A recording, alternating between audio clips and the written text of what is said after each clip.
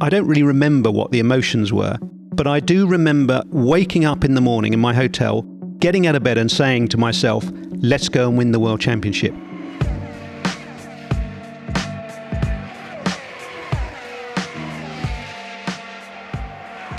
Welcome to Beyond the Grid with me, Tom Clarkson. My guest this week has worked with some of the modern day greats. World champions like Jacques Villeneuve, Nico Rosberg, Michael Schumacher and Sebastian Vettel. Just think about that array of drivers for a moment. And it doesn't stop there, because these days he's Ferrari Driver Academy head coach, shaping and guiding the careers of Charles Leclerc, Carlos Sainz and the Ferrari juniors. The man I'm talking about is Jock Clear. Jock's been involved in F1 for more than 30 years. He started out in the design office at Lola, but it was as a race engineer that he made a name for himself and got to experience some incredible highs, as well as some almost unbelievable controversies. To give you a little taste of what's to come, Jock was Jacques Villeneuve's race engineer at Jerez in 1997. That unforgettable title-deciding race when Jacques and Michael Schumacher collided. And then, would you believe it, Jock went on to engineer Michael at Mercedes. He talks about all of this and more, as well as providing some fascinating insight into how he's helped some truly special drivers become even better. I hope you enjoy our conversation.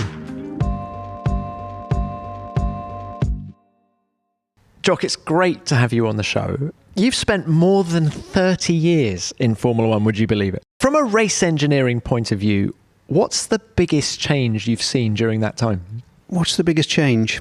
Maybe it would be slightly offensive, but hopefully not, to say just the level of professionalism.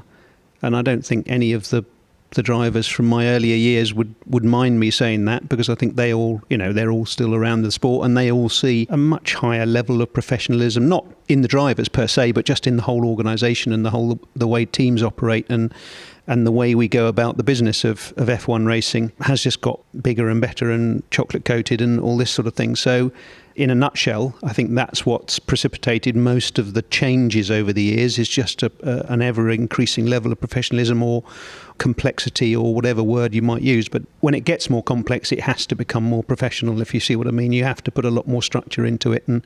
And some may say that's, it should be about just a load of blokes going racing with their racing cars, shouldn't it? And it still is. We're just doing it at a much more complex level, at a much more professional level. Let me rephrase that question then by saying, how has the job of being a racing driver changed during that time? Well, I'm not a racing driver, so I can't answer specifically, but I'm, from what I observe, and I observe a lot of racing drivers and have observed a lot of racing drivers, I think it's allowed them to hone their skills in a way that perhaps you can liken to athletes, more traditional athletes on the track. I mean, a sprinter, or, in the same way as they've honed the nutrition and the training regimes and the oxygen uptake and all this sort of thing. Our drivers are obviously much more aware of that level of preparation in all sports, but the professionalism within our sport has allowed them to really engage in that, because that sort of suits our engineers. As soon as you hear a driver talking about, I'm measuring my O2 levels, every day, and I'm monitoring my sleep patterns, you think, oh, fantastic, he's nearly becoming a racing car. Wouldn't it be great if he just sort of becomes another part of the racing car that we can data log?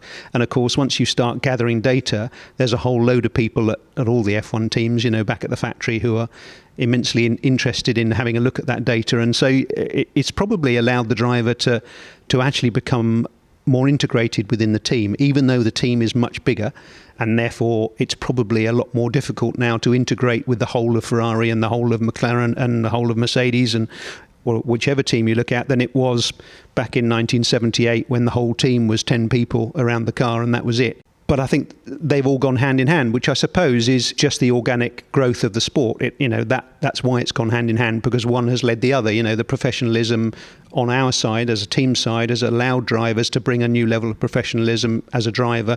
And I think they've engaged quite well with that. When people talk about Michael being Michael took that to a new level. His fitness level was that much beyond where Senna had been, where Prost had been, where Mansell had been, and then drivers all realised, okay, we need to be super fit. Jock, for all of the nutrition and sleep patterns and fitness, the quick guys now would still have been the quick guys 40 years ago. The question I get asked probably most often is, but how would Senna fare nowadays? The fact is Senna would fare just as well nowadays as he did back then. Not if he was as fit as he was then, because he simply wouldn't be able to cope at this level, but he would make himself as fit as he needs to be now, because any of the people in any sport, and it's not just racing drivers, in any sport you look at, all they were doing back then was the best they could, and the technology and the knowledge was such that they believed at the time that was the best they could be doing, if you see what I mean. And the good drivers of those days would simply be doing the same regimes or better. In Senna's case, he would have found something special, and he would be the guy that we were saying, not only is he a 3-4 time world champion, he's also the fittest guy out there. That Senna had the mindset that whoever he was up against, he was going to be better and stronger and faster. And he was at the time. And if he were doing it now, he would have that same determination. And obviously, we would love to know if he were here today, would he be the... mouth-watering, isn't it, to think about that? But, Jock, you have worked with so many great drivers. Let's talk about some of them now. And we'll start with the present. Let's start with Charles Leclerc. What impresses you about him? Mental strength. If you say, okay, put it in a nutshell, these are the drivers I've worked with, put your finger on the one element of this driver that really shines through. Mental strength, certainly with Charles. Quite astoundingly strong mentally. Are you referring back to Spa 2019? Everything that went on there with Antoine Hubert and still coming through. Is that what you're referring to? Or is it much broader than that? Not particularly. No. Pretty much everything he's done.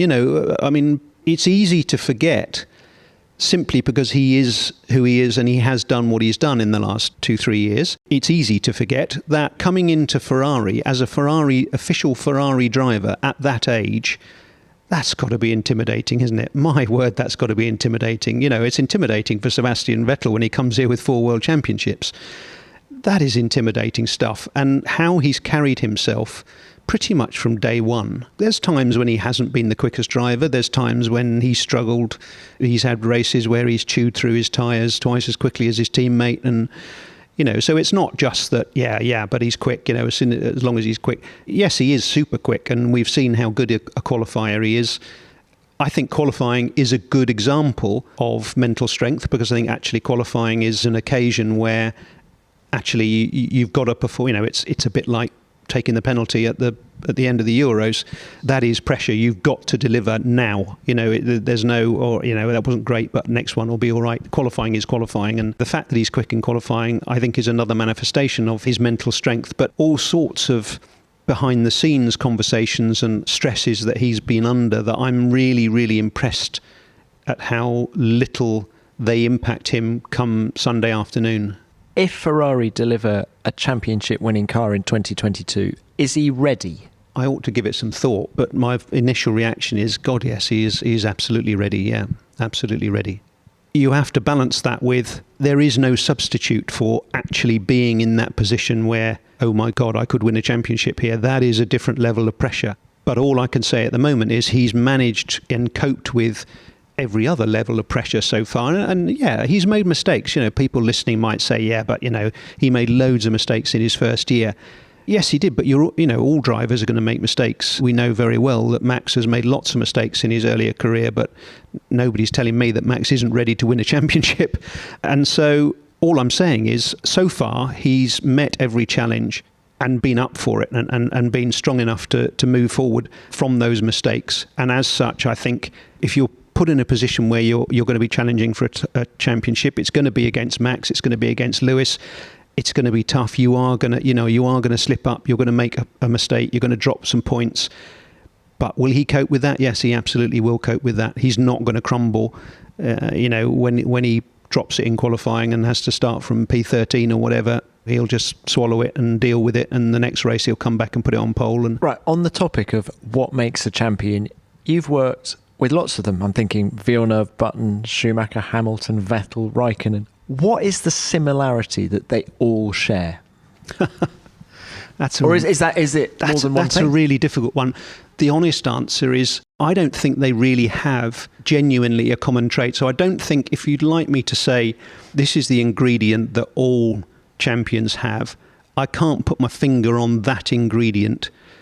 The mental strength aspect of it, I think, is something that is common. And whether that manifests itself as extreme confidence or extreme ability to bounce back or an arrogance or whatever that way it might manifest itself. Certainly, again, there's a mental strength that they all have, a self-belief that they all have. But I think that is probably a result of other things. Do you see what I mean? I think they probably have other inner skills that make them good racing drivers, and then their objective brain just arrives at the point of saying, no, I'm good enough to do this.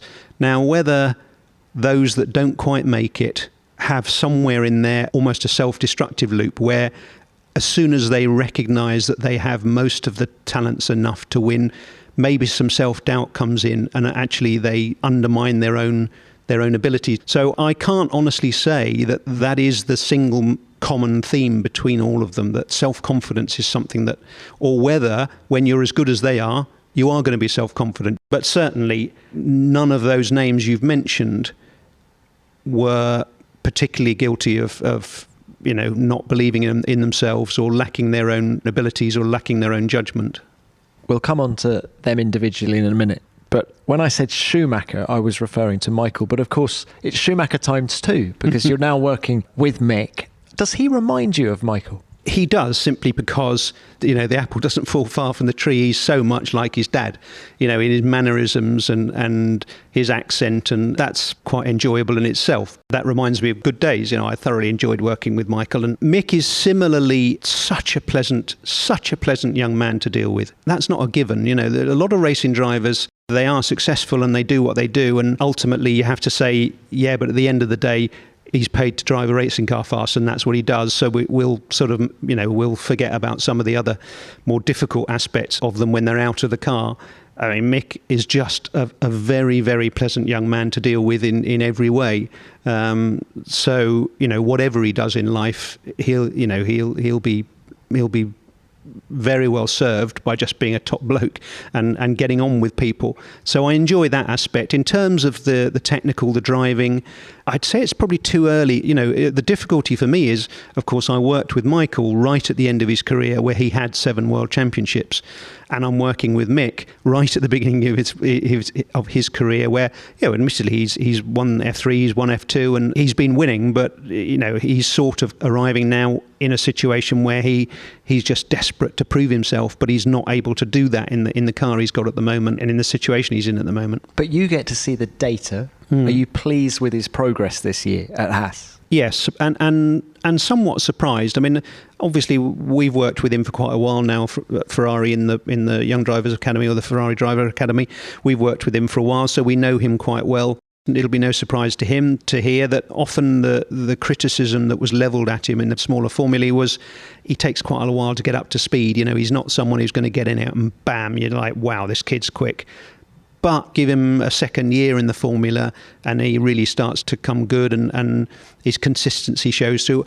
Actually, I'm quite impressed with his out-and-out speed this year, to be honest. I mean, people said to me at the beginning of the year, yeah, but, how's he going to get on against Mazepin? And I said, well, yeah, I wouldn't be surprised if Mazepin actually starts off out-qualifying him a few times because, Mick takes a while to get up to speed, but actually not the case. And Mick's continued to make good progress in that area. So it was an area that we identified, and it's an area that Mick has addressed. And I think that is his best trait at the moment. You tell him something once, and he's on it, and he deals with it, and you're like, oh my God, he's fixed it. And that will serve him very, very well. Intelligent drivers are such a pleasure to work with, and they are fundamentally self-motivating, because as soon as you give them something to learn or something to improve, and they do so, they just get even more engaged, right? And give me something else to improve. What can we do next? And now I'll improve on that. Whereas, of course, if you have a hugely talented driver who's super quick, but they have some failings, we need to work on this or we need to work on that. And every time you do it, they're like, no, we still haven't really got anywhere with that, have we? They sort of shy away from it. No, I just want to go back to what I was doing before. I was always quick when I was just doing it like this. And that's a common theme, actually. Well, not a common theme, but it's something that you do see more often than I'd like, really, is drivers who very quickly get frustrated that they're no longer right at the front, or they're no longer smashing their teammate, and they just want to resort to, I just want to do it like I used to. Well, sport doesn't work like that. Nobody resorts to playing like they used to. We all know that you need to keep stepping forward. And Mick seems to love every aspect of Formula One, even the media side. He says he enjoys. Now, what do you mean, even the media side? Yes, you suggest that might be one of the less enjoyable. But pre-season, he said, I'm looking forward to all of it, including the media side. So just relishing every moment. Well, yeah, I would hope that's honest. And he's had an upbringing which is different. His dad was a multi-world champion, and he's, for want of a better word, lived in the shadow of that all his life, really. And I think, from what I know of him and just those discussions I've had on the topics, I think he likes the opportunity to deliver himself, if you see what I mean. Because all the time he's not saying anything, he's just son of Michael. Whereas as soon as he engages with the media and talks to people, and my daughters, and my daughters are 17, and they talk about Mick Schumacher. For them, it's irrelevant that he's Michael's son. They talk about Mick Schumacher and how lovely he is, and you listen to him on interviews and blah, blah, blah. And I think he's actually enjoying people wanting to know about him and him having the opportunity to present himself, because actually he's got a lot to present. If you love listening to great Formula One stories, you'll love F1's new documentary podcast series, F1 on the Edge.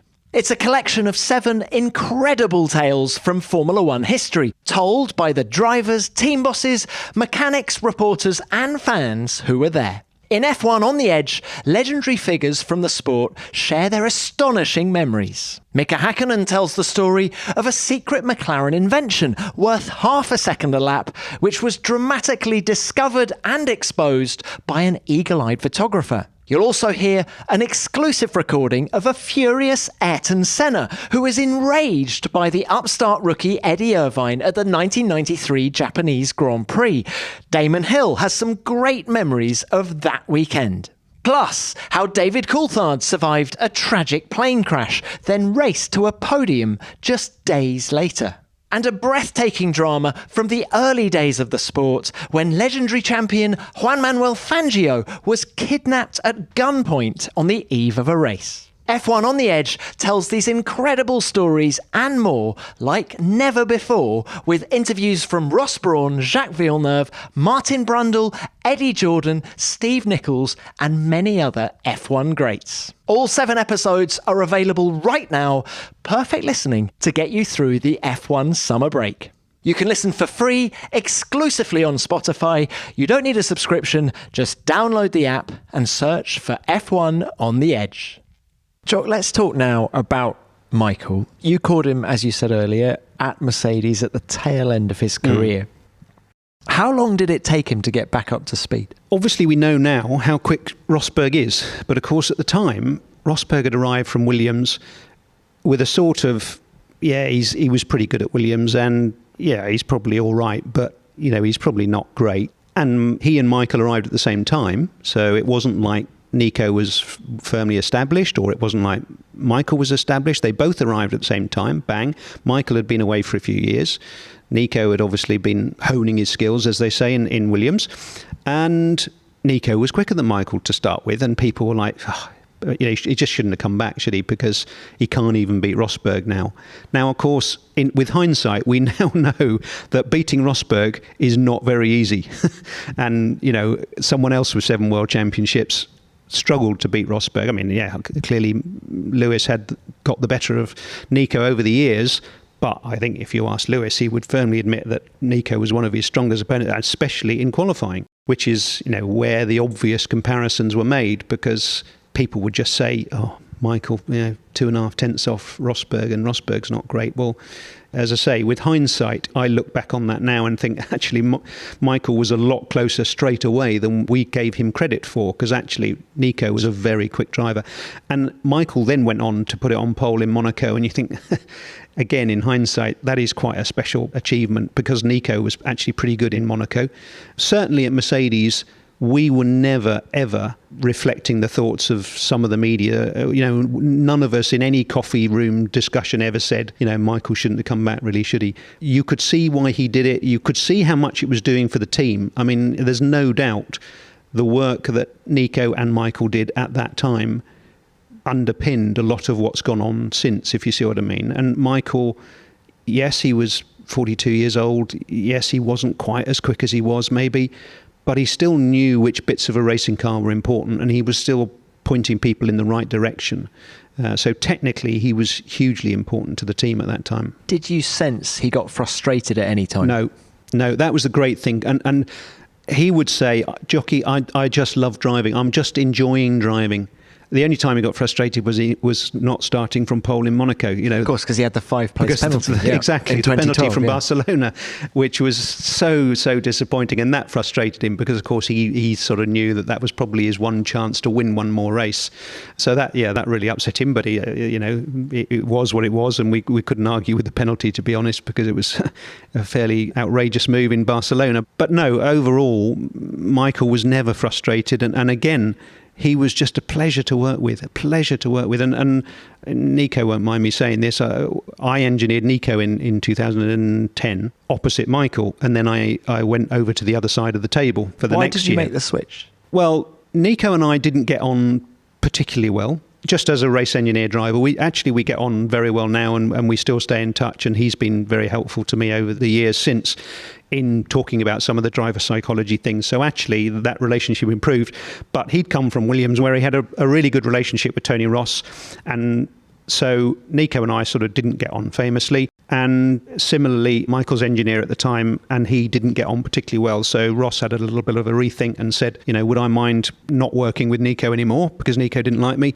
And could I come and work with Michael? So I said, yeah, absolutely. I said, we'll try and forget about 97. We'll try not to bring that up too often. But anyway. I was going to ask you, did you talk about No, we didn't. 97? No, we didn't. We never spoke about it. The elephant in the room. Exactly. When Ross announced that we'd signed Rosberg and Schumacher. I think Rosberg was announced before Schumacher. I can't remember exactly. But anyway, when he announced that we'd signed Schumacher, he had a quick meeting with the engineers, and he said to Andrew Shovlin and myself, because Andrew Shovlin was Jensen's engineer and I was Ruben's engineer. So we had two race engineers, and we had to decide who was going to engineer who. So Ross said, we need to have a bit of a meeting and decide who's going to engineer who. And I said, this is going to be a short meeting because I don't want to engineer him, that's for sure. So Andrew Shovlin engineered Michael and I engineered Nico for 2010. And then things changed around. Andrew Shovlin was promoted to chief race engineer. And so we had a vacancy on the other side. We brought Bono on. Bono hadn't been a race engineer before, but he was brought up to the race engineer. And Ross said, we need someone on Michael's side. Michael's going to need someone with a bit of experience just to hold Bono's hand for the first couple of races or first year or whatever. So I moved over to the other side of the table, and Michael and I got on absolutely fantastically, really did. And that little group, Bono, well, as we've seen now, Bono is fantastic, and so that group worked really well together. And I was so pleasantly surprised to find how enjoyable it was to work with Michael, that those couple of years were actually a pleasure. And yeah, he didn't get frustrated at all, and we all enjoyed it. And I think people could already see that the team was growing with, okay, Michael wasn't delivering perhaps what he delivered in 2004-05, but the team was growing with him, and that's what people could see, and he was enjoying that. He was enjoying that he was having an impact. You were at that team, the Brackley-based team, let's call it that, from the beginning, of course. We're now talking about the Mercedes era, which started in 2010. But how did the team change during the years that you were there, from right at the beginning with BAR to when you left? Are the fundamentals that have won all these world championships over the last 7 years the same as 1999? It's interesting because I would say that certainly by the time I left, which was the middle of 15, so they'd already won the 14 championship, and it was already clear that they were into that dominant era. By the time I left, we all sort of had the view that we hadn't really changed much at all. It was fundamentally the same group of people.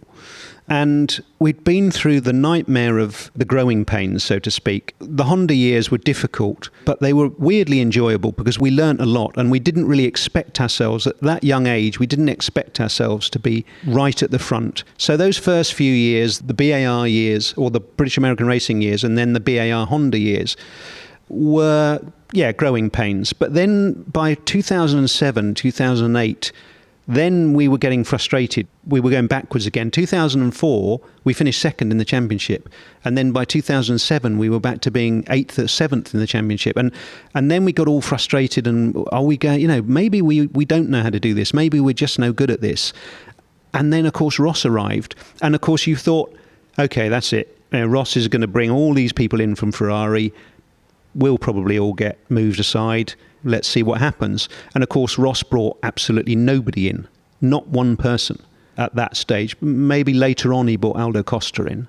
And of course, he brought Michael. And you'd think, well, if there's going to be two people, you're going to bring in Aldo Costa and Michael were pretty big hitters and made a huge difference. But the point was, the core of that team didn't change. And of course, the Brawn year was just the stuff of fantasies, the stuff of dreams.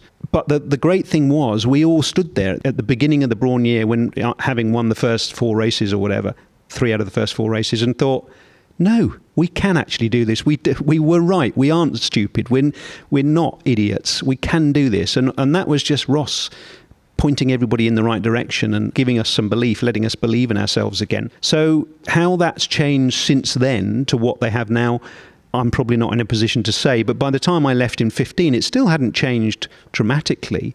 The mood had changed a bit because, again, maybe Mercedes taking over, it became another level of professionalism, but that was what was required, if you see what I mean. And maybe those years of 12, 13, 14, 15, maybe if I look back at it and I was really able to stand back, maybe I would see that actually, that it did change shape. The dynamic did change, but that's probably true. But only in those latter years, and maybe only because suddenly you were in a position when we're heading for something big, we're going to be dominant.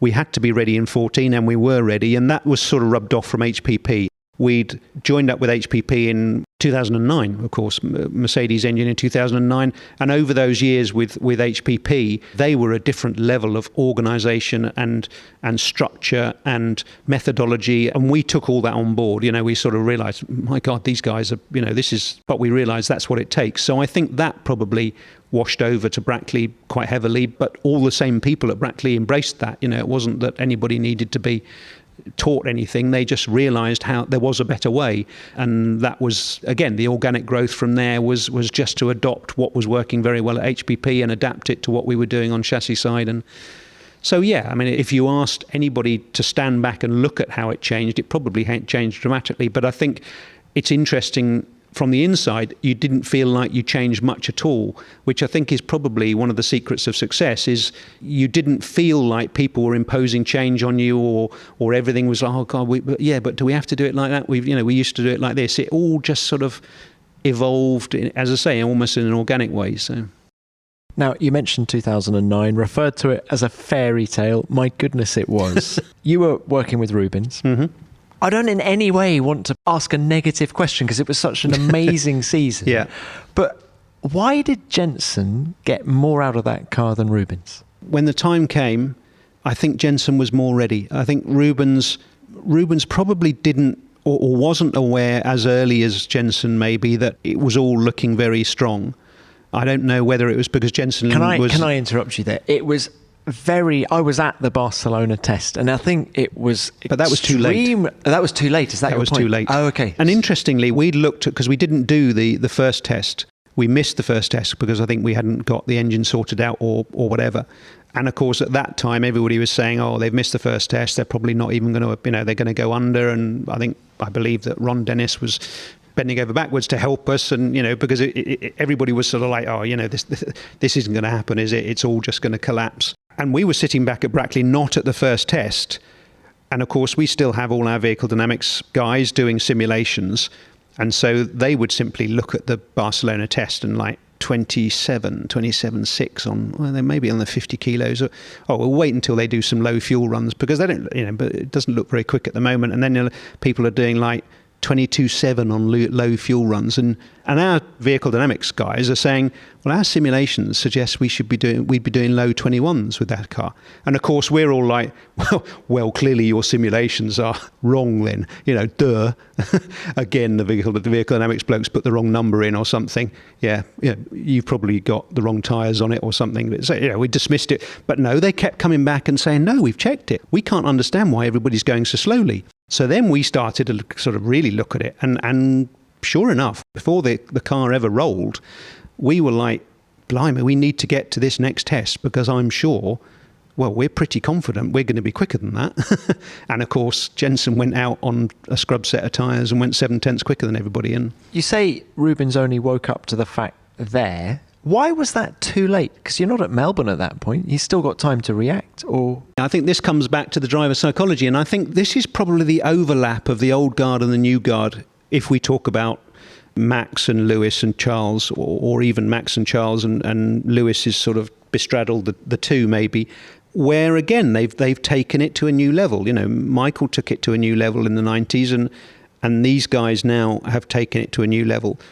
Rubens was probably the last of that era, that Michael's era, and driver psychology, driver preparation was simply, well, I'll go for a run a couple of weeks before Melbourne and I'll do some sit-ups and then I'll be fine, if you see what I mean. The fitter drivers were getting fitter and fitter, but it's not just about getting fit. It's a whole mental preparation. It's a whole getting your head into gear. Okay, I need to be thinking about this. How do I approach the season? What are my short-term objectives? What are my long-term objectives?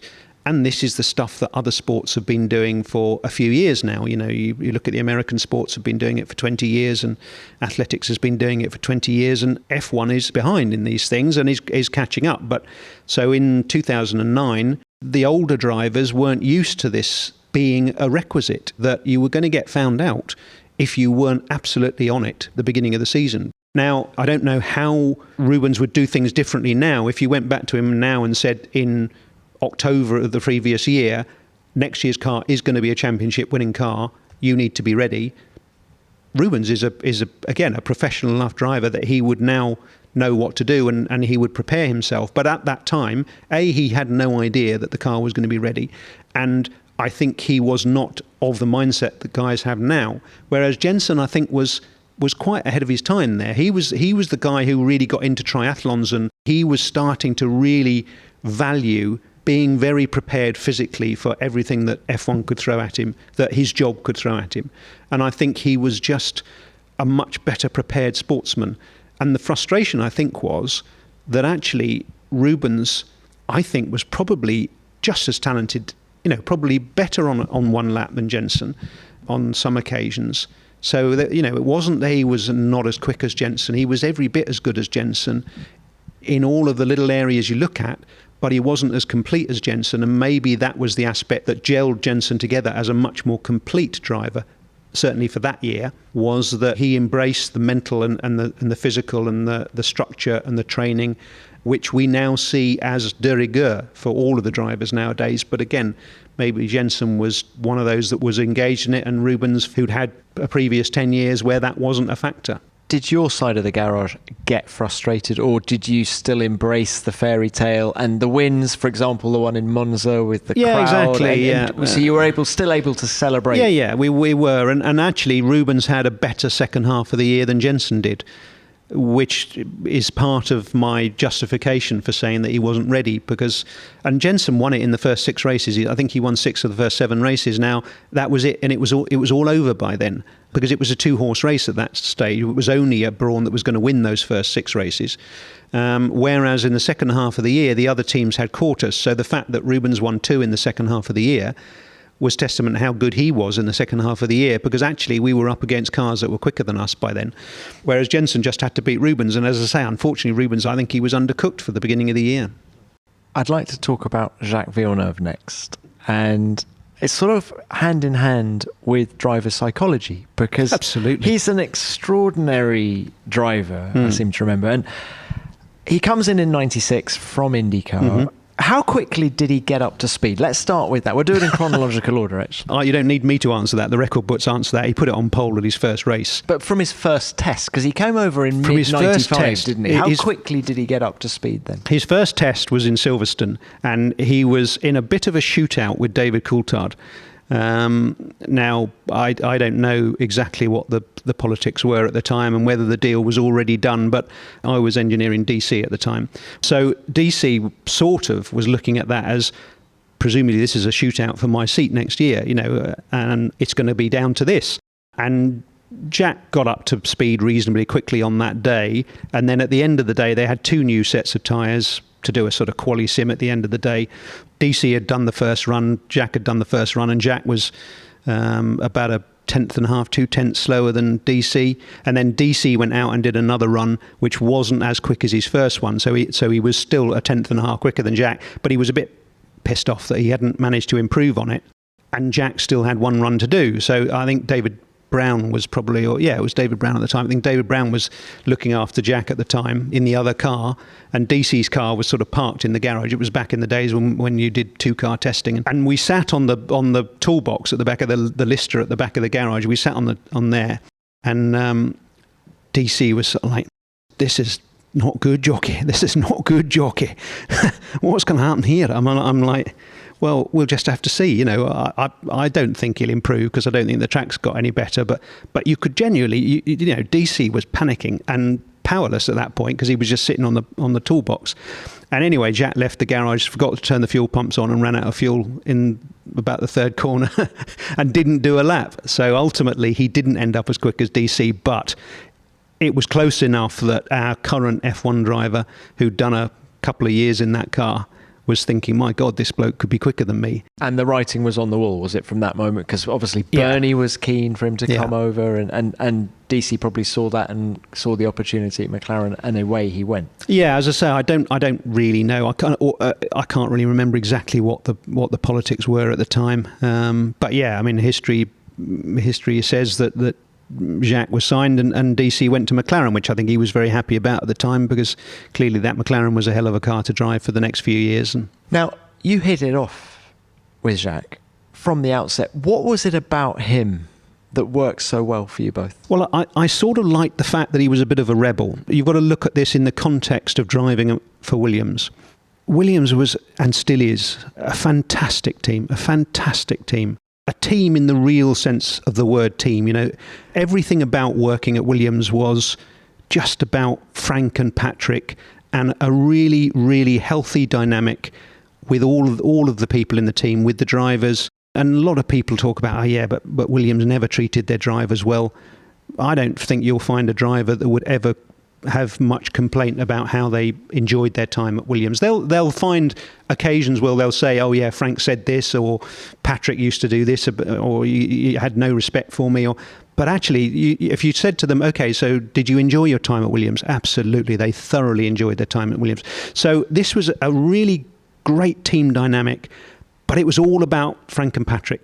And actually, to the extent that the drivers, were really quite sort of oppressed at times, and obviously I wasn't there when Prost was there, and maybe it was very different with a driver of his caliber, but certainly I was there with Damon, and he struggled to get his voice heard at times. So actually Jacques arriving as this young kid with no real track record, apart from having won Indy, of course, which is quite a track record, but in Europe it counts for nothing. Patrick had very little respect for the fact that he'd won Indy 500 and the Indy Car Championship.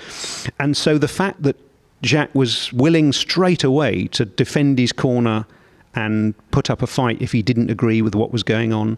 And I don't mean in areas that he shouldn't be involved. Just in what he needed when he was driving the car. This is how it is. I need this, or I could do with that. He wouldn't be told otherwise. Did he have a quirky driving style? Oh God, yes. I've sort of everything was quirky about. I mean, any other driver gets in his car, they're not going to be able to drive it. It had a stupidly short throttle pedal throw. So most drivers nowadays have about 50 millimeters, 70 millimeters of throttle travel. So that's at the ball of your foot. you're travelling 50 millimetres, 70 millimetres to have the modulation. The shortest I've known anybody else is about 45. Jacques had 22. Now, 22 millimetres is nothing. But anything longer than that, and he was like, no, this throttle pedal's far too long, I can't drive that. Patrick would be like, what on earth is this idiot doing? Does he have any understanding about how a bloody racing car works? But he wouldn't be told. I don't care what Patrick says. I want, that is too long. Why did he want such a short travel? Who knows? It's one of those things like people often talk about drivers' seats and how specific they are. And again, that was, his seat, his steering wheel, I used to have to hand build his steering wheels. And again, Patrick used to go mental. Patrick would come out into the back of the garage and I'd be there doing another steering wheel with a load of tape and blue tack, making it the shape Jacques wanted. Because back then, they didn't have moulded grips. They all have moulded grips now that suit their hand. But they didn't then. They just had a normal rim, just like you did in your road car, when it was just a bit smaller. And of course, Jacques said, if I can grip it properly, then actually I have more control, which is quite logical, which is why all drivers now have moulded grips. But back then nobody did, and it was good enough for Alan Jones, so why does bloody Villeneuve have to have moulded grips? Well, I said, if the kid says he'll go quicker with moulded grips, I'm going to give him moulded grips. So I did them by hand. And of course, if Patrick, everybody like, Patrick, come in, quick, put it under the bench. All right, Patrick, yeah. But if he caught me doing another, Jock, how many times have I told you, leave those bloody steering wheels alone, wasting our bloody time. But it was great. That was what Williams was all about. And don't get me wrong, Patrick loved having Jacques there. He'll tell you now that Jacques was not a very good racing driver and actually bloody nearly threw away a championship with a very good car. But he doesn't really mean that. He enjoyed that dynamic for sure because he likes shouting at people, and Jacques gave him lots to shout about. Is that on-off switch of a throttle pedal one of the reasons why Jacques wasn't that good in the wet? Or doesn't have a great record in the wet? Yes, absolutely, yeah. Yeah, I think it was. And I never succeeded in persuading him otherwise. He doesn't really agree with that. And who knows whether I'm right or wrong? I don't know. We never got to the bottom of it. But yes, he didn't have a great record in the wet. Maybe also because we have this view of drivers as either understeery drivers or oversteery drivers. So drivers who you can clearly see drive the car with it really on the nose and with the rear moving around a lot, and drivers that drive it completely nailed at the back and they're just winding on more and more steering lock everywhere. Jacques was very much an oversteery driver, so he liked a car that rotated very quickly, and that in the wet is going to be very tricky. So whether that was, and people say to me, yeah, but Michael wasn't an oversteery driver at all. He was an understeery driver. That's why he was very good in the wet, because you with a load of understeer, actually a car in the wet will be a little bit more forgiving and you have a little bit more time. So I don't know whether it was his inherent driving style that maybe didn't lend itself to being great in the wet. We'll come on to 97 in a sec. I just wanted to touch on 1996. You've said already that Jacques put it on pole in the first race in Melbourne. Then he had, an engine problem? So Damon ends up winning. But looking at the season as a whole, we then go into the title decider in Japan. Did you believe that you could win it there? Because Damon actually needed a DNF, didn't he? And so did you kind of accept that it was over going into that race? Yeah, I think we did, because, I don't think Jacques, and I know Jacques is very much, for the English speaking, will understand, Jacques was very much a Marmite driver or a Marmite person. You either love him or you hate him. And I know a lot of people have a lot of critical things to say about Jacques, but actually he's a very, very honest guy. And that's one of the reasons I enjoyed working with him. I cut my teeth in sport, in rugby. I think certainly in this country, we all understand very well the ethics of rugby are very, very high. We look at how rugby players treat referees, and you never speak back to the referee. You never touch the referee. You never argue with the referee. And so I had this I was brought up with this sportsmanship. And as soon as I worked with Jacques, he had that. And I really respected that. And so there was lots of aspects of what he did in the car where you recognise that, no, he respects the fact that is sport. So he went into that last race. I can honestly tell you, he would not have wanted Damon to have had a DNF that would have then given him an opportunity to win the championship. And of course, he went into the last race without an opportunity to actually beat Damon to the championship, if you see what I mean. If it had been a straight fight where if he'd won it and Damon had finished second, then Jacques would have taken the title, he would have been absolutely up for it. But the fact that we needed a mathematical win meant that as far as he was concerned, it was over. Right, let's fast forward 12 months now to Jerez 97. Yeah. You go into that season finale 1 point behind Michael Schumacher. What was the mood in the camp going into that one? What was Jacques like? How nervous was he? Not very. And I remember I still surprise myself at the memory of this. I wasn't nervous either. So to answer your question, I can only imagine. I don't really remember what the emotions were, but I do remember waking up in the morning in my hotel and getting out of bed and saying to myself, let's go and win the World Championship. And I vividly remember saying that. It sounds a bit of a cliche, but I do remember saying that.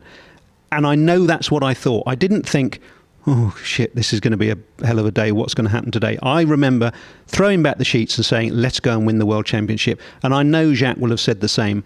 He didn't show any nerves. I think he was very prepared for that day. Do you agree, though, with Patrick's assessment that he very nearly did throw that championship away? Let's go back to Melbourne. He exactly. was 2 seconds a lap faster in qualifying than the first non-Williams. We all thought, oh, this is game over. Exactly. Yeah, brilliant. No, and don't get me wrong, Patrick may well have plenty of occasions when he could say Jacques threw away races or threw away opportunities to score points, and he did. But of course, a championship is about putting together a championship, if you see what I mean. It sounds obvious, but my point being that the way Jacques drove is the way Jacques drove, and that's what delivered a championship. If you'd asked him to drive differently, so if he had been more conservative in some situations, then maybe he wouldn't have rammed it down the inside of turn 6 in Jerez. And we know what happened then. Jacques Villeneuve looking for a way past the Ferrari. Villeneuve is all over him, look. He's going through. Oh, yes. Oh, I don't think. Out goes Michael Schumacher. That didn't work, Michael. You hit the wrong part of him, my friend. I don't think that will cause Villeneuve a problem. And if Villeneuve can just keep going in the points, he's won the World Championship of 1997, because out of the race goes Michael Schumacher. He retires on lap 48.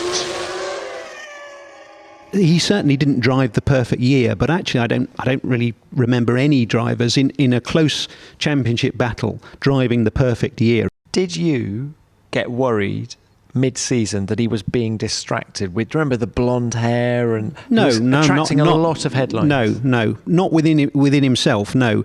I think we were all worried that there was a desire to see him not win it, if you see what I mean. You really felt that within the team? Maybe not within the team, but he felt that. He felt that, maybe there was powers that were not wanting to, certainly not within the team. I'm not suggesting Patrick and Frank, but just, that maybe the establishment wanted Michael to win or anything like that. And so I think that would be my only fear, is that he started to sort of grow some conspiracy theories in the middle of the year. And I think that was just born of frustration. I think he was just frustrated that there had been a few. I mean, Magny-Cours, for example, was a horrible race. We were just terrible. I think as a personality, he has so much self-confidence that puts him in good stead in pretty much most of the situations he's been in as a racing driver. But the downside of that is it did mean that he would come up with some pretty weird ideas about why things weren't going right for him. And then you'd have to say, well, maybe you just drove a shit race, Jacques. Have you considered that one? Oh, yeah, maybe I did, yeah. And maybe that's the pressure of being in a very tight championship, and in the middle of the year, things aren't going right. You just, you look for reasons why this might not be working for you. But you don't want to say to yourself, oh, maybe I'm just not good enough. Because if you say that, you will lose. So, people would say, yeah, well, I can imagine Jacques did look for excuses. It's not excuses, it's giving your brain an out. Because if your brain comes to the conclusion that you're not good enough for this, then the next 7 races aren't going to go well. You've got to come out of that tough period in the middle of the year when things aren't going well, thinking, no, I'm still good enough. That was just a few things that didn't go my way, but I can still do this. And that, I think, is important. You've already mentioned no nerves on race day at Jerez. How many scenarios did you go through with him? Every scenario. and actually, that's a good example of how much more professional the sport has become now. And I look at what we do now in race briefs on a Sunday morning or a Saturday evening or pre-qualifying, all the things, what we could do. Do you need a tow? Where do we want to go? When we leave the garage, who do we leave behind? All the teams are doing this now. We did that for the first time back now. Now, maybe Ferrari were already doing it with Michael. I don't think they were, because I think they were just at a growing stage, if you see what I mean. Certainly, I don't think McLaren were doing that yet, because having talked to DC, that all sort of came in 2000, 99, 2000, that sort of arrived for them. So I think this was a bit new for everybody then. We actually sat down and went through every possible scenario. What are we going to do if, and as soon as we got off the line and we weren't leading and Michael was leading, then everybody's like, oh, what's going on? Frensen's, Jacques let Frensen past. Well, that was part of the plan, because we'd already planned what we were going to do if we weren't P1 into turn one. Yeah, so that was now what we do, but it was, of course, 25 years ago. And Jock, this is a controversial question, but I'm going to ask it anyway, because after what happened at Adelaide in 1994 between Schumacher and Damon, did Jacques, when he was driving close to Michael, try and provoke a reaction from him? Was that in the back of his mind somewhere, that Michael might bite? I don't think it was in the back of his mind. I don't think he drove in a way to provoke it. I think if you speak to Jacques, ask him to confirm this, but we've spoken about it, and I'm pretty sure that his view was Michael will do it again. If Michael's put in that position, he will do it again, because he had no doubt that Michael didn't have the same ethical approach to driving that Jacques did. He was in no doubt that if that scenario arose again, Michael would do it again. So when he put the car down the inside into turn 6, he knew he was either going to overtake Michael or Michael was going to drive into him. I don't think there was any doubt in his mind that that would occur to Michael. So in Jacques' mind, yeah, he knew what he was risking. He knew what the possible outcome would be. And he wasn't surprised. That's the thing. He certainly wasn't surprised. And proves what a risk taker Jacques was, because if that had taken both of them out, absolutely, championship over, yeah, in favour of Michael Schumacher. Yeah. And of course people say, but Michael got disqualified. He wouldn't have been disqualified had he won the championship, I don't think. So what was the reaction on the pit wall at the time? Yeah, at the time. What was very calm. Right. I mean, that's one of the things. Again, Williams was very good on the pit wall, and that was Patrick's influence. Patrick used to jump up and down and shout in meetings, but actually, and often he actually jumped up and down and shouted on the pit wall as well. But strangely enough, he was actually very, very good on the pit wall, and I would always advocate young engineers going to Williams back in those days, and I probably still would if they had the same values, because Patrick taught race engineers the right thing to do, if you see what I mean. And it was a very well controlled pit wall, to be honest, and we were quite calm at the time. We had the advantage that Frensen hadn't pitted yet, so actually he was just behind them. So he wasn't actually in the race with them, but he was on track physically just behind them. So as soon as the incident happened, he was the car behind Jacques, and he drove alongside Jacques and looked at the damage and radioed to us and said, there's some damage on the left-hand side, but it doesn't look too bad. Well, his first comment was, Jacques won the World Championship. Jacques won the World Championship. And we said, OK, calm down, Heinz Harold, and just look at what's going on. Jacques puts it down the inside of Michael into turn 6. Michael turns into him square onto the radiator and the side pod. Probably the strongest area he could have hit. So actually, he picked just the wrong area, as Martin Brundle pointed out. It didn't work, Michael, my friend, or whatever he said, and bounced off. But it did some fairly cosmetic damage to the side pod. Made the battery loose, and that was the bit that we didn't know at the time. The battery was loose, and had the battery fallen off, it would have not made it to the end, but it did. But anyway, so Heinz Harold went alongside, had a look at this, said, Jacques won the World Championship, Jacques won the World Championship. Yeah, calm down, okay, but is there any damage? No, it looks all right. But he was on his in-lap because he was pitting. So he comes into the pits all excited, this has been going on. He arrives into the pit box and stops in the Benetton pit. So I don't remember that. Mick Schumacher is like, no, you're not here. So Frensen, okay. So instead of going round McLaren, charges straight through McLaren, taking all their gantry with them and their guns, and 2 of their guns, yeah? And arrives at our pit stop. Now, when he stopped at the Benetton stop, one of the front wheel gunmen, they're really focused, pit stop happening. And obviously they were expecting a car in. That's why they were there. And Mick Schumacher, so they were a pit stop crew ready. And Heinz Harald saw a pit stop crew, went in. One of the gunmen was so focused, he tried to gun the wheel up. But of course thought, that's weird. The nut doesn't fit, the gun doesn't fit the nut. And he's confused. But anyway, of course, then Mick Schumacher waves him on. So he then drives straight through McLaren, who aren't doing a pit stop. So their guns are draped, pulled in, so they're out of everybody's way. But if you go through the middle of the pit stop, you just take all the guns with you. So they then arrive in our pit stop with all these guns wrapped round the front.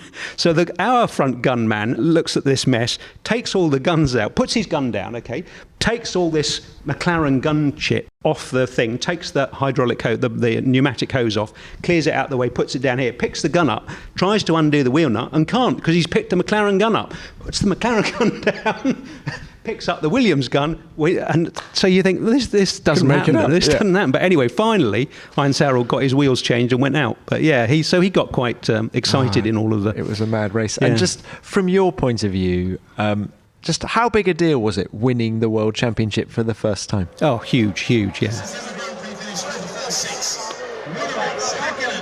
Unbounded joy in the Williams area with their new world champion, Jacques Villeneuve from Canada. Even though we were at Williams, I think it was as special as it should be, if you see what I mean.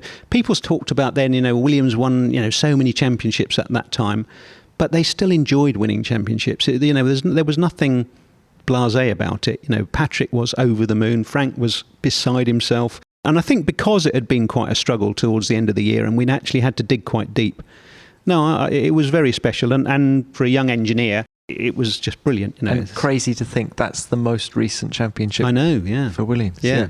And did that title cement your relationship with Jacques, which then, of course, led to him taking you to BAR a couple of years later? Yes, I suppose that title did cement it. We had a very good relationship already, so I think we would probably like to have worked together again. Even if we hadn't won that championship, we would have felt like there was unfinished business. And then of course, the BAR thing, people sort of, again, and I don't want to over-defend Jacques in a sycophantic way, but I think people do underestimate, what he achieved, both as a driver, because, there's still lots of people that say, yeah, but he wasn't really a worthy world champion. But you think, well, given that he won IndyCar and he won the Indy 500 and he came over and absolutely annihilated his teammates in a strong car. But then, of course, he had opportunities to go elsewhere. He had opportunities to go to Benetton. He had opportunities to go to McLaren. And he could have won more races. He could have, potentially won more championships. But again, coming back to this strong ethical sense of sportsmanship that I recognised in him and I've hugely respected in him, I said to Craig, if Craig starts a team, I'll drive for it. And that's what I said, and that's what I'm going to do. So, it was like, well, Craig's got all this deal going on, but McLaren have come calling, or you probably ought to seriously think about going to McLaren. And he said, no, I'm not even interested. I said to Craig, if Craig starts a team, I'll drive for it. And so he did. And people would say, he wasted the rest of his career. Well, that is now the team that's dominating F1. So he can probably sleep well at night knowing that he started the team that is currently dominating F1. So, but unfortunately, he wasn't dominating when he was there. I don't seriously think he expected to. I think in an ideal world, he would have liked to have had some success with that team. But, a driver's career is only ever really sort of 10, 12, 15 years long, and he'd already been in the sport 10 years or 8 years or whatever. So he was only ever really going to be around for another 5, 6, 7, 8 years. And to build a team from nothing, I think he hoped that it would become a strong team by the end of his time, and he would be in the driving seat literally for that time. Yeah, so I'm not denying it didn't go well for him personally. He, the fact that he stopped driving there in 2003, at the end of 2003, and under not very nice circumstances, he certainly didn't enjoy that. But fundamentally, I don't think he would say he regretted starting that team. Why did you go? Because it was a new start, because it was a new team, and I enjoyed working with Jacques. I was very, very happy at Williams, and I certainly didn't leave because I didn't enjoy Williams, absolutely not. I saw it as a bit of not a once in a lifetime opportunity, but certainly a different opportunity at that time. It wasn't just going to another team, and I wasn't interested in going to another team because I really did enjoy Williams, and I thought absolutely it was the best team around at that time. Which it was, demonstrably. But it was an opportunity to start a brand new team, and that was a hell of a challenge. So I just went for that challenge, really. And you're not someone who shies away from big decisions, do you? Because let's fast forward to 2015 when you make the call to go to Ferrari. That's to leave the championship winning team. In fact, you're quite good at leaving championship winning team. But that was a big shout to up sticks, move the whole family out to Maranello. Just talk us through the thought process there. That was sort of, in my own head, that was because we'd closed the loop on BAR. We'd come full circle. And you could say, well, you sort of did that in 2009. No, not really. We started a team from nothing. I mean, yes, they took over the skeleton of Tyrrell, but very little of that still existed. But we'd taken on some very good people at a very early stage. 98, 99, we'd taken on a good, 100, 150 people by the end of 98, all the way through 98 and then into 99, which was our first year. We'd got together a core of people. As I say, that core of people stayed there pretty much all the way through. 2009 was too much of a fairy story. We weren't ever going to be able to sustain it. We dropped from 700 odd people back down to 360, 370. So we'd halved our size simply because we had to, because we didn't have the resource to do anything else. But we just hung on by our fingertips to enough of an advantage in 2009 to nail the championship. But we weren't going to be able to sustain it. So my point being, this wasn't that we'd started a team and it had now got to the point where, yeah, this is it. We've done it. Now I can move on. You sort of thought, now we're going to have to build it up again because, we won the championship. But whereas 2014, when I made the decision to leave then and come to Ferrari, was because now this is the dominant team. And people would say to me, yeah, but if you leave now, what happens if they win next year? And I said, they will win next year. Don't worry about it. And when I went to Ferrari, I said to James Allison, bear in mind, we're building for the next 2 or 3 years. And this team are going to be tough to beat in the next couple of years because, they get very strong. Now, I certainly didn't foresee this sort of dominance because I don't think you can foresee this sort of dominance. But certainly you knew they were as strong as McLaren had been in 99, if you see what I mean, or Williams had been in 96 or 93, where you knew they were just going to be very hard to beat for the next few years. And that was it for me. They are now a top team, and therefore I've sort of done everything I can do here. And to stay there would just be a bit more of the same. They're now just going to repeat, and that's what they've done. But for me, that journey had come full circle, and now was the time to just walk away from that and say, we sort of came from nothing to everything. And having worked for two of the biggest teams in England, did you feel there was only one place? Yeah, one notch on the CV? That's the other thing. That's the other thing, is there is only one place you can go after that, isn't there? No disrespect to McLaren, but honestly, there's only one place you can go after that. And I defy anybody to say they genuinely have never had any desire to work at Ferrari. Anybody in this sport must at some stage think, yeah, it's got to be, you've got to go to Ferrari, haven't you? And because you've experienced how to win in England, how different is the culture, the work ethic, everything at Ferrari? Can you just explain what you found when you got there? It is very different. To put your finger on the differences is very, very difficult. But I think the thing that strikes me probably most is that the word passion is obviously used a lot in the same sentence as Ferrari, and Ferrari, passion, Ferrari, Italian passion. But I think that word passion is sort of sums it up because it maybe reflects the cultural difference in Italians anyway, where they do wear their heart on their sleeve. They're much more emotional. They're much more free with their emotions. They're much more willing to show their emotions and be more demonstrative, and passion is the right word for what you see when you see what goes on at Ferrari, when they win and when they don't win. There's a whole load of energy there that isn't in the British team. That's not to say the British team isn't enjoying it or isn't as enthusiastic about what they're doing, but I stop short of using the word passion, because maybe what the strength of the British team is that they have that ability to not get too emotional about it. There's many times when that will be the tool that you need, is to stay emotionally quite detached from what's going on, because then you can make good decisions.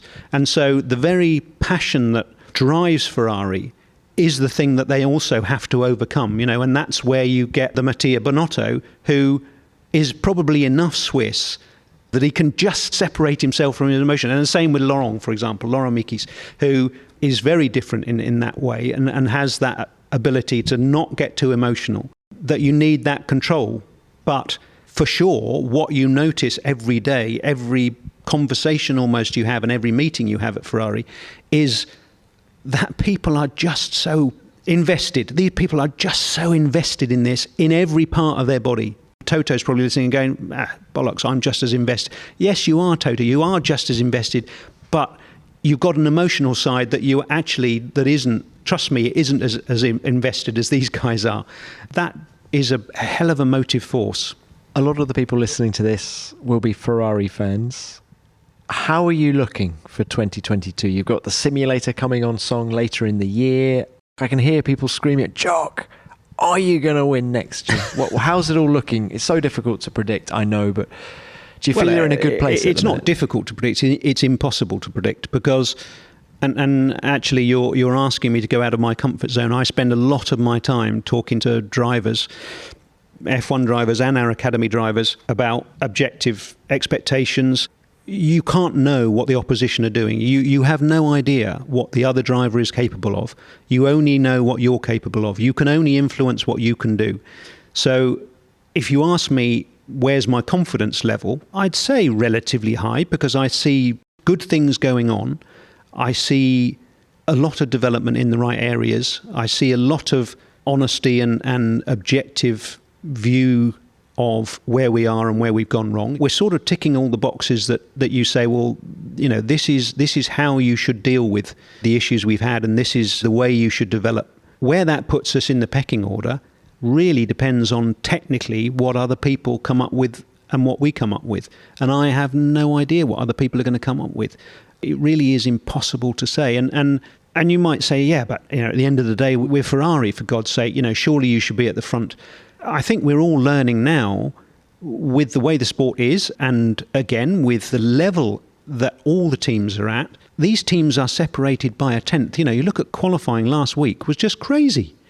Teams are not separated by seconds anymore. It's not like the guys back in P20 are 5 seconds off the pace. The people in P20 are 1.4 seconds off the pace, and everybody's in between. And that means, for the want of a tenth, you can be P5 or P10.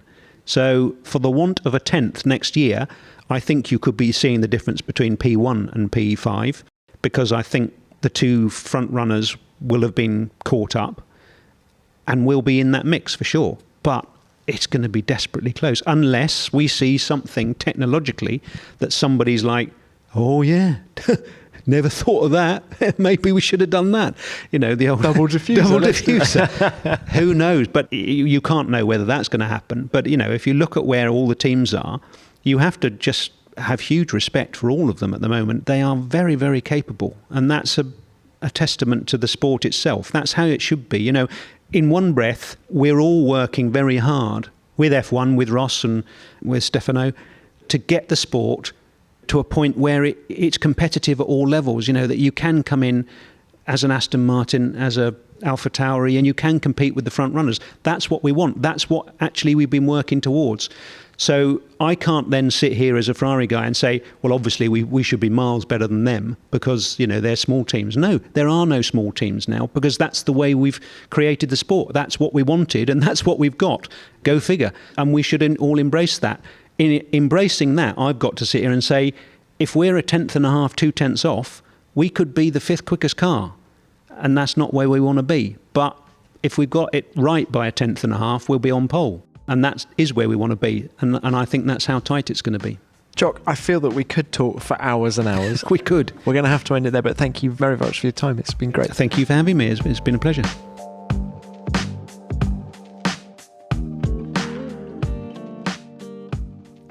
What a wonderful chat. I loved hearing from Jock, and as I said at the end, I can't help feeling we've only scraped the surface of what he's experienced in Formula One. An hour isn't long enough. There were many highlights for me, particularly the way in which he talked about Jacques Villeneuve, both in terms of his quirky driving style and his championship-winning season in 1997. At one point, he made me feel like I was on the pit wall with him at Jerez. And there was so much more. His thoughts on Michael Schumacher were fascinating, especially how he did a better job at Mercedes than many people gave him credit at the time. And there was Mick Schumacher and Charles Leclerc and. Jock, many thanks for your time. It was great to talk to you, and I look forward to seeing you on the other side of the summer break at Spa. And before we move on, don't forget to send in any stories or thoughts that you have on Jock. Tell me everything. Were you at Jerez in 1997? Or how about Monaco in 2012 when Schumacher qualified on pole? Let me know, and remember, I'll read out the best ones next week. Send them to me at Tom Clarkson F1 or use the hashtag F1BeyondTheGrid. Which brings me on to what you sent in about Nicholas Latifi after last week's show. Following his point-scoring finish in Hungary, it was the perfect time to have him as a guest, and lots of you got in touch to say that. Fraser sent in this. Just finished the pod, brilliant as always, and I never knew how much of an insightful guy Latifi actually is. Hope he gets plenty of success with Williams in the next few years. Well, I agree with you, Fraser. Nicky is an intelligent and articulate man, and it was great to hear from him. John Lewis said this. I love the Beyond the Grid series. Thanks, John. Just listened to the Nicholas Latifi episode. A very nice guy, but I felt he lacks the self-confidence to be a Formula One driver. I hope he develops after the Hungarian Grand Prix result. Confidence is king, isn't it, John? Let's hope the result in Hungary spurs him on to even greater things in the future. And Ande Dornekamp sent in a slightly intriguing comment.